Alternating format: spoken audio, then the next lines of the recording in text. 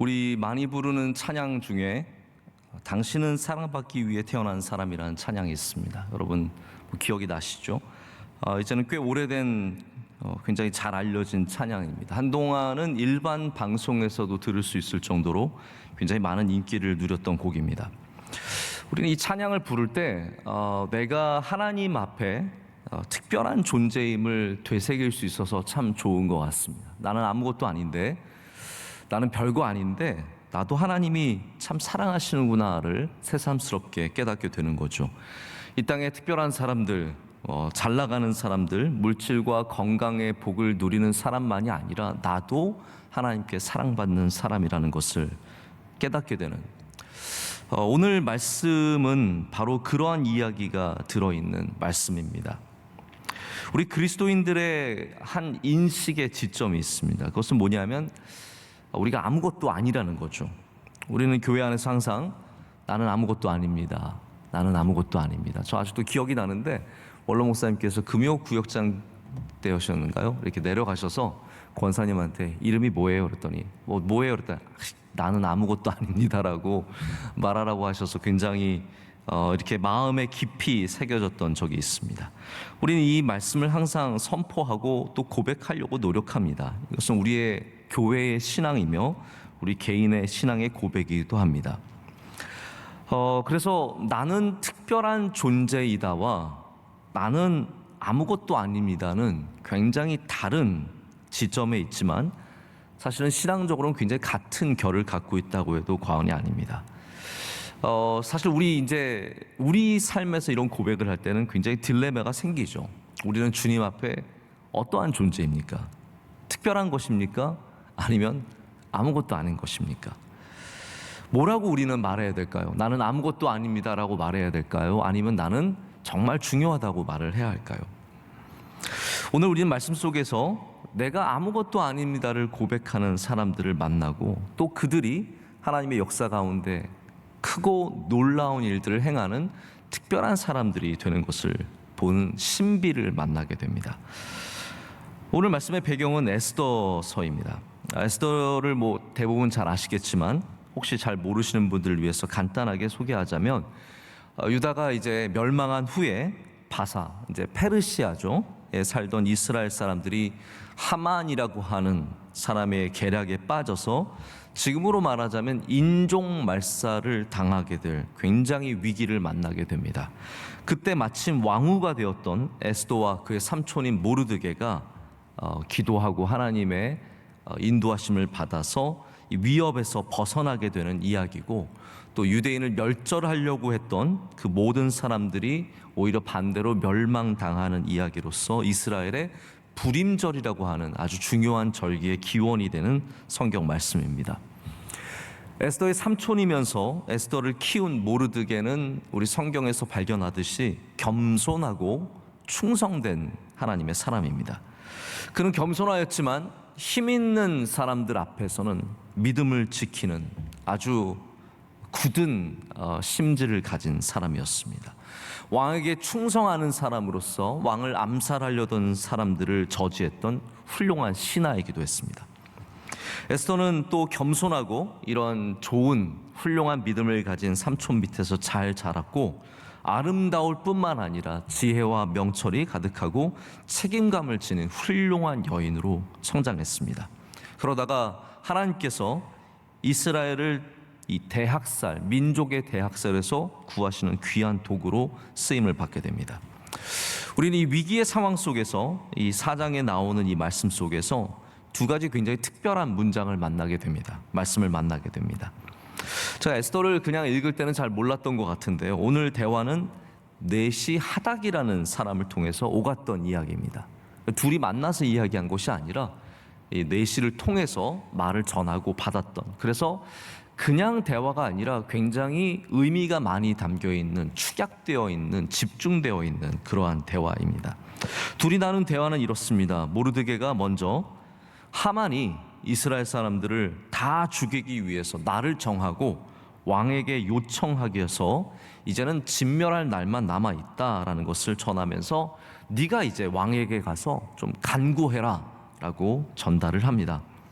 근데 이제 에스더가 뭐라고 대답을 합니까? 나는 왕에게 부름을 받지 못한 지 30일이 지났다라고 말합니다. 이 말은 무슨 말이냐면 지금 왕에게 잊혀져 가는 그러한 존재였다라는 거죠.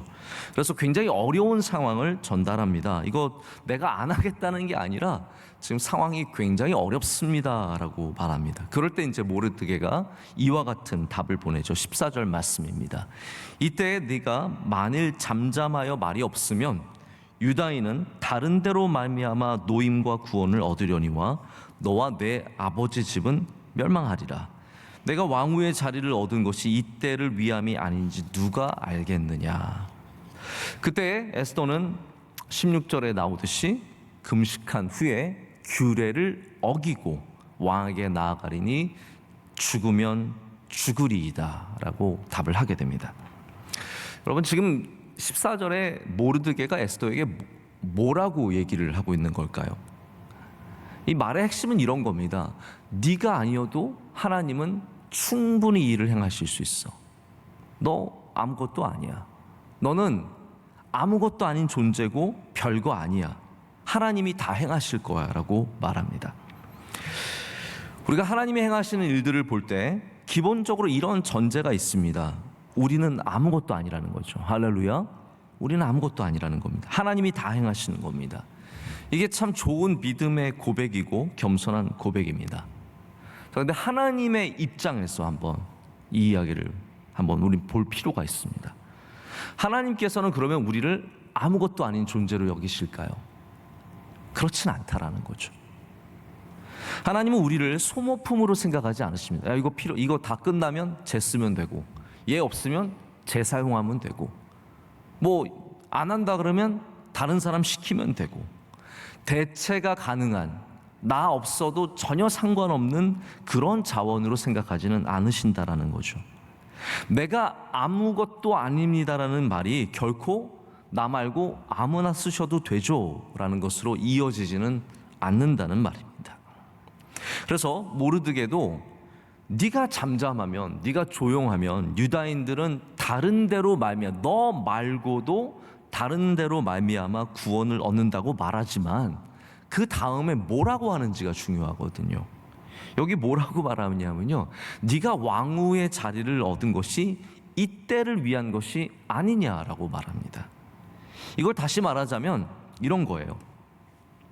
이렇게 들어보세요. 그래, 하나님이 네가 아니어도 충분히 이스라엘 민족을 구원하실 수 있어. 근데 너 그거 아니? 너는 지금 그런데 특별하잖아.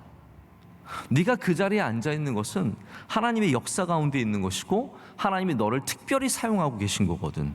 그렇다면 네가 특별한 존재라면 너는 반드시 이 일을 해야 돼라고 말하고 있는 겁니다. 자, 에스더의 딜레마를 아시겠습니까? 에스더는 아무것도 아님과 특별함 사이에 있는 존재입니다.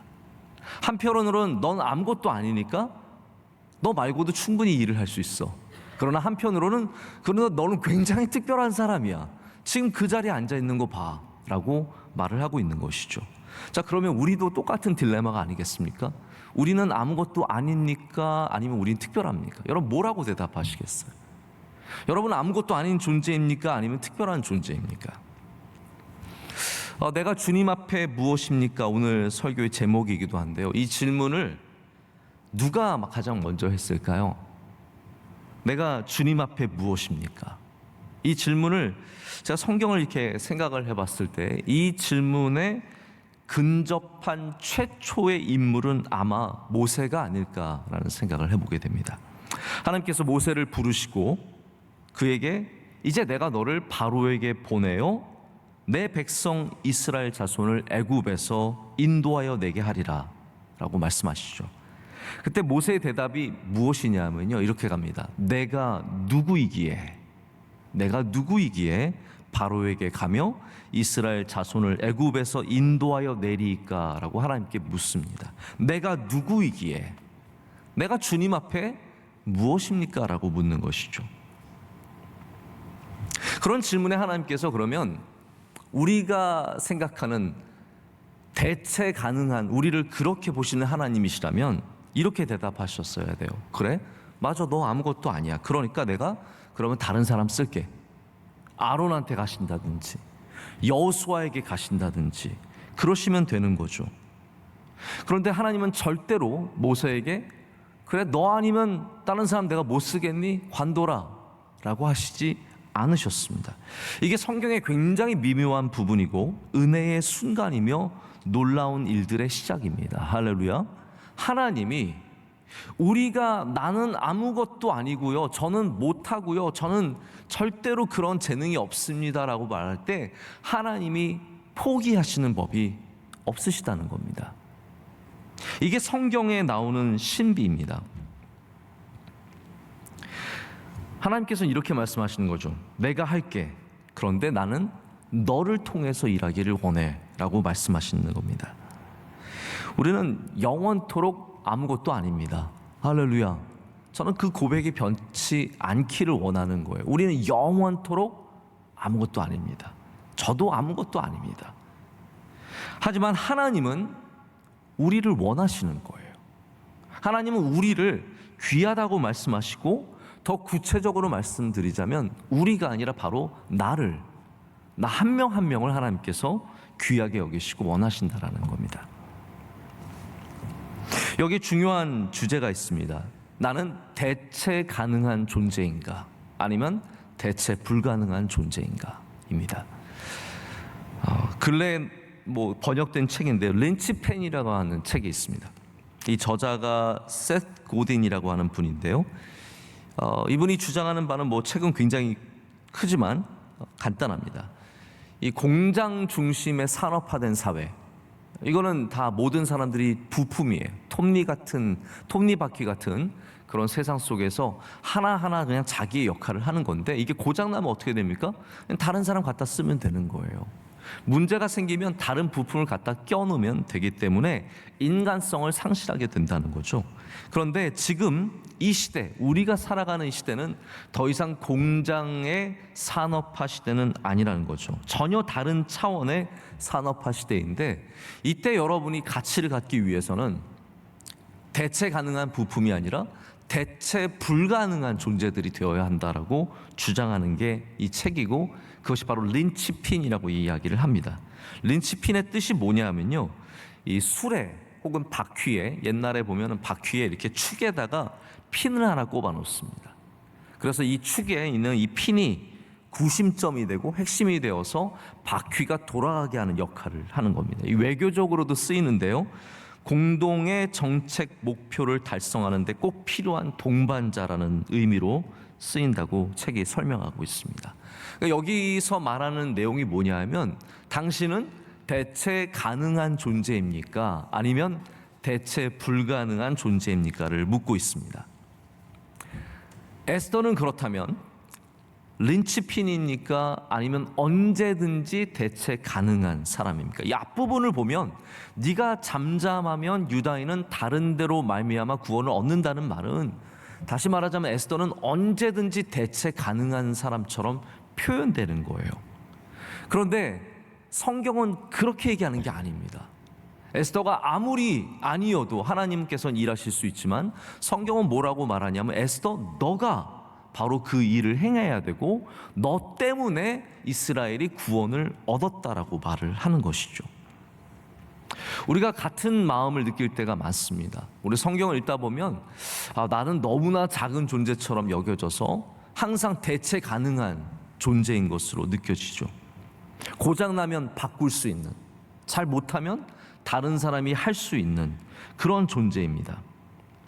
우리가 그러면 하나님의 나라에서 어떠한 부품입니까? 여러분들은 그냥 톱니바퀴처럼 고장나면 다른 거로 싹 바꿀 수 있는 존재입니까? 아니면 린치핀처럼 중요한 대체 불가능한 자원입니까? 오늘 우리 예배를 한번 돌아봤으면 좋겠습니다. 오늘 마침 피아노 반주자께서 연주를 하다가 이제 코로나에 감염된 분과 접촉되었다고 해서 2주 격리를 당하셨어요. 그래서 우리 대신 지금 4부 예배 반주자가 수고해주고 계시는데, 그렇다면 우리 피아노든 오르간이든 어떤 연주자가 되었든 그분들은 대체 가능한 자원입니까? 우리 성가대원들, 우리가 직접 보지 못한 지 2달이 다 되어 가는데요. 성가대원들, 내가 오늘 안 나가도 상관없는 대체 가능한 자원들입니까? 아니면 나는 꼭 나가야 되는, 나 아니면 안 되라고 생각하시는 린치핀입니까? 그때 내가 갖는 생각, 내가 안 가도 상관없다라는 말은 정말로 대체가 가능해서 그런 겁니까? 아니면 무책임하기 때문에 그런 겁니까? 저는 이런 질문들을 드려보고 싶은 거죠. 결론적으로 에스더는 대체 불가능한 사람입니다. 노아가 대체 불가능한 사람입니다. 모세가 그렇고, 삼손이 그렇고, 다윗이 그렇고, 바울이 그렇습니다. 자, 하나님은 누구도 데리시고 일하실 수 있으신 분이시죠. 그런데 그런 하나님께서 바로 이런 사람들을 택하셨고, 그들을 도우셨고, 그들을 포기하지 않으셨고, 그들을 끝까지 인도하셔서 이 일을 가능하게 하십니다. 역사는 원래 이제 가정을 하지 않습니다. 그러나 만약에 모르드게와 에스더가 없었다면 이스라엘 민족은 어떻게 됐을까요? 에스더가 모르드게의 부탁을 듣고도 두려워서 거절하고 두려움 때문에 왕 앞으로 나가지 못했다면 이스라엘은 정말로 멸절을 당했을까요? 아마도 에스더가 아니었어도 하나님은 충분히 다른 방식으로 개입하시고 또 역사하셨을 겁니다. 그런데 분명한 사실은 무엇입니까? 오늘 우리가 에스더에서 읽는 사실은 뭐냐면, 그 대체 가능하다고 생각했던 그 사람들이 가장 특별한 일들을 해내었다라는 겁니다. 노아가 아니었다면 우리가 과연 인류가 물의 심판을 넘어설 수 있었겠습니까? 다윗이 아니었다면 예루살렘이 지금의 예루살렘이 되었겠습니까? 바울이 아니었다면 초대교회가 그 어려운 시기를 어떻게 지나갈 수 있었겠습니까? 자, 우리는 겸손한 신앙, 즉 내가 할 수 있겠어, 나 아니면 내가 아니어도 충분히 하나님은 하실 수 있어라는 신앙과, 혹은 반대로 내가 아니면 절대로 안 돼, 너무나 자기 확신적인, 이게 중요한 거고, 하나님 확신이 아니라 자기 확신이거든요. 내 확신이, 내가 중요한 사람이라고 하는 이 자기 확신의 신앙의 반대점, 양극에 서 있기가 굉장히 쉽습니다. 하지만 성경은 우리에게 무엇을 제시해 주고 있습니까? 이게 굉장히 신비로운 상황인데요, 이 두 개가 함께 가야 된다라는 겁니다. 겸손한 신앙과 특별함의 신앙, 이것이 에스더가 보여주고 있는 신비의 모습입니다. 근데 여기 중요한 도구가 하나 있습니다. 그것이 뭐냐면 하나님께서 어떻게 행하시냐인데요, 제가 이렇게 말씀을 보면서 깨달은 건 뭐냐면, 떠오르게 된 건 뭐냐면, 하나님께서 나는 아무것도 아닙니다 라고 말하는 사람들을 꼭 설득하세요. 저는 이게 참 중요한 부분이라고 생각을 합니다. 우리가 만나는 하나님은, 자, 너는 대체 불가능하니까 그래 싫으면 관둬하고 떠나시는 하나님이 아니라, 그러한 사람을 끝까지 설득하시는 하나님이시라는 겁니다. 우리 말고도 누구나, 어떠한 사람도 하나님의 뜻을 이룰 수 있는 도구가 될 수 있지만 하나님은 우리를 절대로 그렇게 취급하지 않으십니다. 만약에 그렇다면 하나님은 설득이라는 노력을 절대로 하실 필요가 없는 거죠. 근데 성경에는 하나님의 설득의 장면이 얼마나 많이 나옵니까? 이 설득을 다른 단어로 뭐라고 말할 것 같습니까? 감동하심이죠. 하나님께서 사람을 감동하심이 얼마나 많이 나옵니까? 제가 전에도 말씀드린 적이 있지만 에스더서에는 하나님이라는 단어가 단 한 번도 나오지 않습니다. 그러나 모르드게의 이야기를 듣고 있다 보면 이것이 하나님의 말씀처럼 들리기도 합니다. 이 삼촌인 모르드게가 급박한 상황에서 이렇게 말합니다. 네가 만약에 두렵고 떨려서 입을 다물기로 작정할지라도 유다인들은 하나님으로 말미암아 구원함을 얻을 것이다.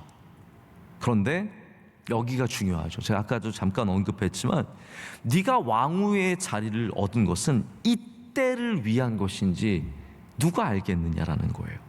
이 말씀은 하나님께서 너를 통해서 역사하시기 위해서 너를 특별한 사람으로 그곳에 세워두신 거야 라고 말하는 겁니다. 처음에는 대체 가능성을 말하지만 다른 한편으로는 대체 불가능성을 말하고 있습니다. 너는 특별하다. 너는 귀하다. 이것이 모르드게의 설득이요, 하나님의 설득이라는 겁니다. 모르드게가 설득하는 게 아니라 하나님께서 지금 에스더를 설득하고 계신 거예요.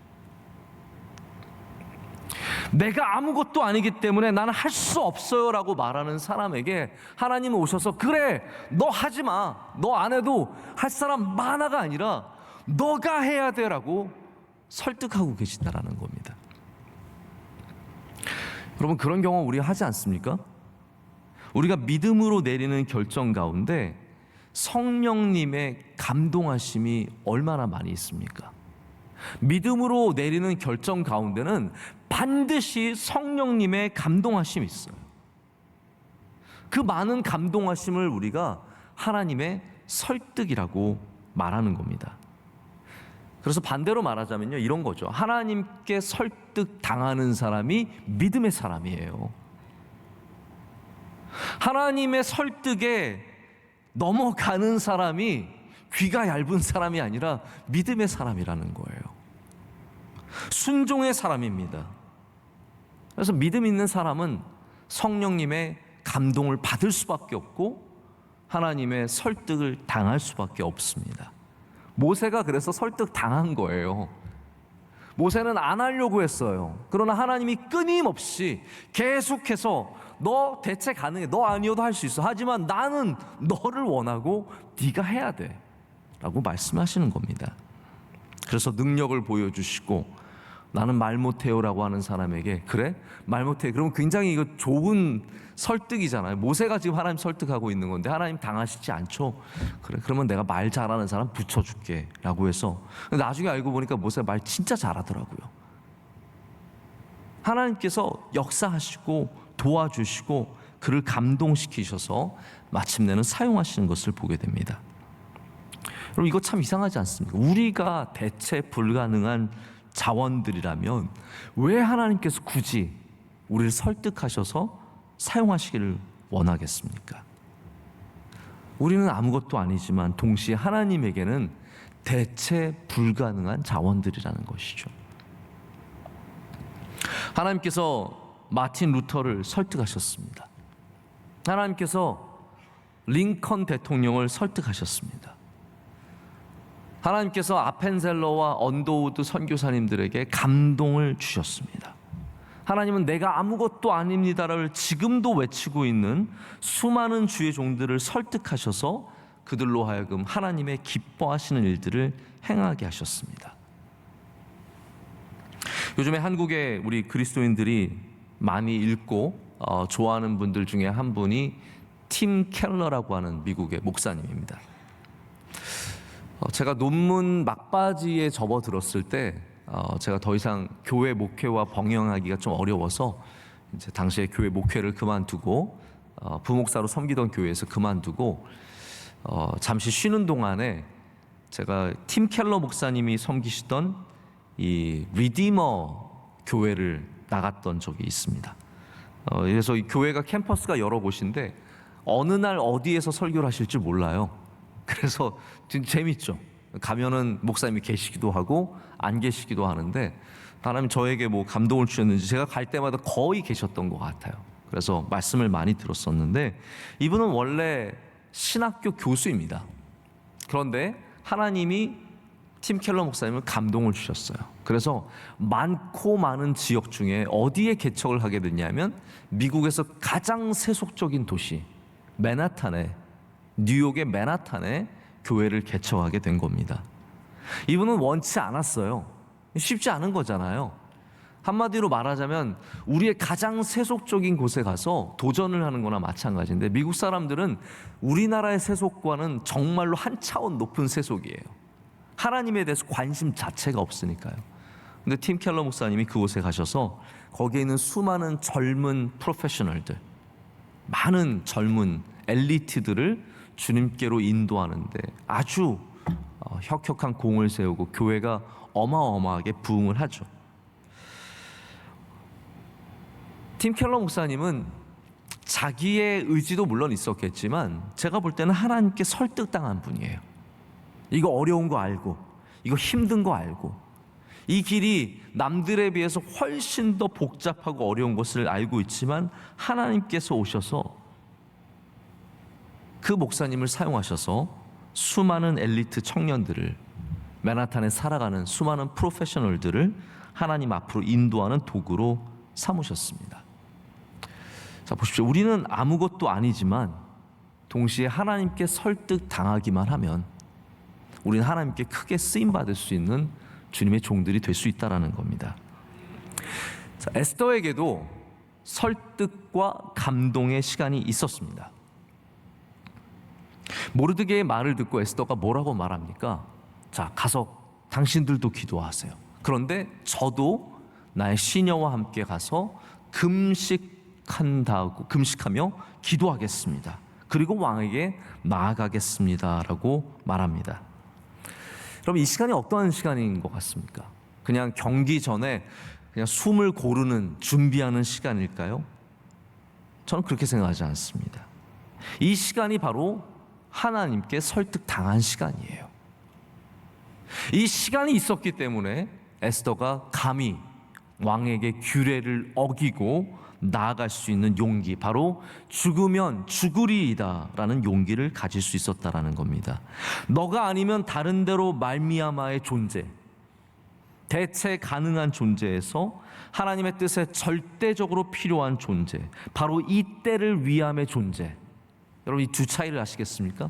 너로 말미암지 않으면 다른 데로 말미암아의 존재에서 바로 이 때를 위함의 존재로 바뀌는 영적인 설득과 감동이 이 시간 이루어졌다라는 겁니다. 우리가 기도하는 이유가 무엇에 있습니까? 여러분, 왜 우리가 기도합니까? 하나님께 설득당하기 위해서. 할렐루야. 우리가 기도하는 것은 우리의 기도의 제목을 이루어낸만이 아니라 하나님의 말씀으로 인해서 내가 감동을 받고 하나님께 설득당하는 존재, 아무것도 아닌 존재에서 특별한 존재로 바뀌는 과정이 거기에서 일어나기 때문입니다. 여러분, 이번 특별 새벽 집회 때 많이 기도하시길 축복합니다. 그 기도의 과정을 통해서 우리는 하나님 앞에 쓰임받는 주님의 종들로, 영적인 회복으로 말미암아 쓰임받는 주의 종들로 변화될 줄로 믿습니다. 하나님께서 우리를 부품이 아니라 소중한 존재로 여기시는 이유가 있습니다. 생각해 보십시오. 여러분의 아이들은, 여러분의 자녀들은 여러분에게 삶과 행복의 목적의 톱니바퀴와 같은 부품입니까? 아니면 힘들고 어렵고 버거워도 절대로 대체할 수 없는, 대체 불가능한 존재입니까? 당연하죠. 아무리 어렵고 심지어는 내 마음에 들지 않아도 대체 불가능합니다. 다른 아이랑 바꾸시겠습니까? 아니, 그런 마음은 매일 들겠죠. 바꾸고 싶은 마음. 그러나 우린 그렇게 안 합니다. 왜냐하면 이 아이는 절대로 대체 불가능한 거거든요. 왜 그렇습니까? 그냥 우리 피부치입니까? 그러면 입양하신 분들은 왜 그런 마음을 품습니까? 우리가 가치를 부여하기 때문입니다. 내 아이, 내 아내, 내 교회, 할렐루야, 내 교회. 여러분, 명성교회 왜 좋으세요? 남들이 좋다고 그래서 좋습니까? 아닙니다. 우리에게 영적인 가치가 부여되었기 때문에 이 명성교회가 나에게 귀한 거지 않습니까? 가치가 부여되는 순간 그 존재는 대체 불가능한 존재가 되는 겁니다. 하나님께서 우리를 사랑하시는 이유는 우리가 귀해서가 아니라, 우리가 훌륭해서가 아니라 하나님께서 가치를 부여하셨기 때문이에요. 내 백성, 내 자녀로 하나님께서 우리를 삼으셨기 때문이라는 겁니다. 제가 이런 이야기를 인터넷에서 읽었습니다. 하루는 스승이 제자에게 한 과제를 주었습니다. 돌 하나를 손에 쥐어주면서 이 돌을 시장에 가서 팔되 팔지는 말아라. 이게 무슨 말인지 아시겠어요? 팔되 팔지는 말아라 했습니다. 제자가 시장에 나가서 구석에 앉아서 돌을 올려놓습니다. 예쁘게 흰 천을 깔고 거기에 돌을 딱 올려놓습니다. 지나가는 사람들이 흘낏흘낏 쳐다보지만 뭐 큰 관심이 없습니다.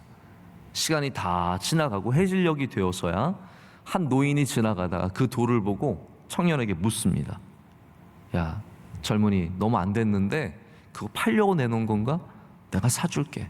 이제 다 해가 넘어가고 있는데 그거 팔고 가야지. 내가 얼마 줄까? 한 5,000원 줄까? 했더니 그 제자는 들은 척도 안 하고 꿈쩍도 안 합니다. 안 팝니다 라고 얘기합니다. 그러자 궁금증이 생기는 거예요. 왜 안 팔까? 그래? 내가 10,000원 줄게. 가다가 국밥이나 하나 사 먹고 들어가. 10,000원 줄게. 그러자 제자가 대꾸도 하지 않습니다. 쳐다보지도 않고 대꾸도 않습니다. 그러자 이제 굉장히 의아해지는 거죠. 돌이 그 순간 다르게 보이기 시작하는 거. 이거 뭔가 평범한 돌이 아닌 것 같은 거죠.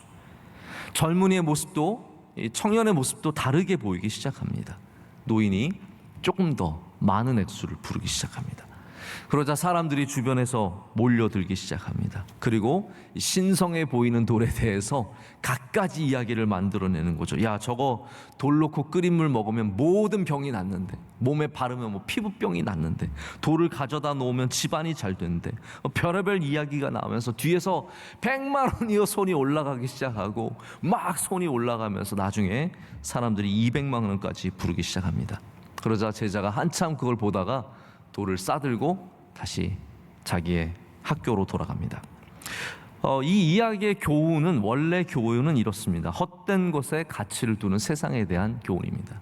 하지만 제가 이 이야기를 다시 보면서 어떤 생각을 가졌냐면, 다 우리가 다 돌과 같은 존재인데, 아무것도 아닌데 그냥 거기 올려놓은 돌, 뭐 특별한 돌입니까? 어디서 그냥 가져다 놓은 돌이죠. 다른 거 올려놔도 전혀 상관없는 돌인데, 우리에게 하나님께서 가치를 부여하셨기 때문에 우리는 100만 원, 200만 원이 아니라 예수 그리스도의 보혈로 사시는 가치 있는 특별한 존재들이 되었다라는 겁니다. 우리는 아무것도 아니었는데 하나님이 우리를 아들이라 부르시고 딸이라 부르셨기 때문에 독생자 아들 예수 그리스도의 핏값으로 사셨고, 또한 우리를 특별하다라고 말씀하시는 거죠. 그래서 우리가 날마다 주님 앞에 나는 아무것도 아닙니다 라고 고백을 해도 하나님은 사실은 우리를 가장 사랑하시고, 할렐루야, 가장 아끼시고 귀하게 여기십니다. 자, 여러분은 대체 가능한 존재입니까? 나 아니면 구역장 하겠지, 나 아니면 엘토 누가 부르겠지, 나 아니면 교사 누가 하겠지. 아마 그럴 거예요. 여러분이 안 나오셔도 성가대는 여전히 찬양이 나오고, 여러분이 안 하셔도 누군가가 구역장이 되어서 누군가의 영혼을 돌볼 것이고, 여러분이 안 하셔도 9월 특별 새벽 집회 채워질 겁니다. 그런데 하나님 앞에서는 그렇지 않다라는 거예요. 하나님은 여러분이 그 일을 하기를 원하시는 거예요. 하나님 앞에서는 여러분은 절대로 대체 불가능한 자원들이라는 겁니다. 이 때를 위해서, 그 일을 위해서 하나님께서 여러분 한 명 한 명을 그 자리에 세우셨기 때문입니다. 제가 말씀을 맺으면서 우리 처음에는 당신은 사랑받기 위해 태어난 사람 말씀을 드렸는데, 또 다른 찬양 하나를 소개합니다. 깨뜨린 옥합, 여러분 잘 아시죠? 내가 주님 앞에 무엇입니까? 마른 막대기가 아닙니까? 내가 주님 앞에 쓸모없었던 닫아 남은 죄가 아닙니까? 그럼 내가 주님 앞에 무엇입니까? 여기 가사가 굉장히 치밀한 거예요. 주님 앞에 무엇이냐고 물어놓고요, 가능성 있는 것을 말하지 않습니다. 마른 막대기, 이건 가능성 없는 존재고요. 타다 남은 죄, 이거는 생명을 절대로 기대할 수 없는 아무것도 아닌 것이죠. 그러한 아무것도 아닌 우리들인데 이 찬양의 후반부로 가면 어떻게 변화됩니까? 내가 주님 앞에 무엇입니까? 보혈로 사신 자 아닙니까? 나는 주님 앞에 깨트린 옥합, 귀하다라는 거죠. 드려진 사람이 아닙니까? 라고 이 찬양은 맺어집니다. 여러분, 우리는 아무것도 아닙니다. 하지만 우린 주님 앞에 깨트린 옥합같이 귀하고 무엇보다도 주님의 보혈로 사신 귀한 존재인 줄로 믿습니다. 하나님의 일하심을 겸손한 눈으로 바라보셔야 합니다. 그래야 우리는 나 아니면 안 된다는 식의 교만한 자세를 갖지 않죠. 하나님의 일하심을 볼 수 있다면 우리는 나 말고도 하나님은 여전히 일하실 수 있는 분임을 깨닫습니다. 하지만 동시에 우리는 무엇을 봐야 합니까? 나를 바라보는 하나님의 시선을 바라봐야 돼요.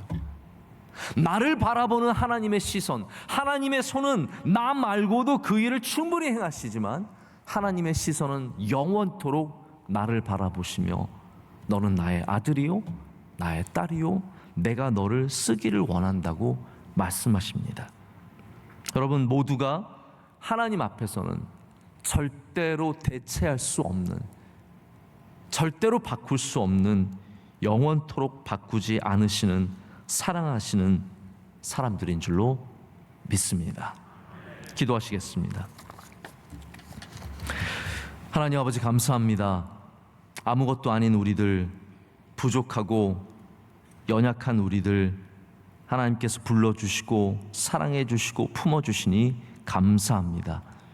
하나님, 우리 신앙의 한편으로는 하나님의 일하심을 보면서 우리가 아니어도 모든 일들을 하실 수 있는 하나님을 고백합니다. 또 그러나 또 다른 신앙의 지점에서는 우리를 사용하시길 원하고 우리를 부르신 그 하나님의 부르심에 응답하기를 원합니다. 하나님 아버지, 오늘도 우리에게 오셔서 설득하여 주시고 감동하여 주시옵고 우리는 믿음으로 화답하는 주님의 백성들이 되게 하여 주시옵소서. 우리 모두가 에스더가 되며 우리 모두가 다윗이 되며 우리 모두가 바울이 될 수 있는 은혜를 허락하여 주시옵소서. 예수님의 이름으로 기도드립니다. 아멘.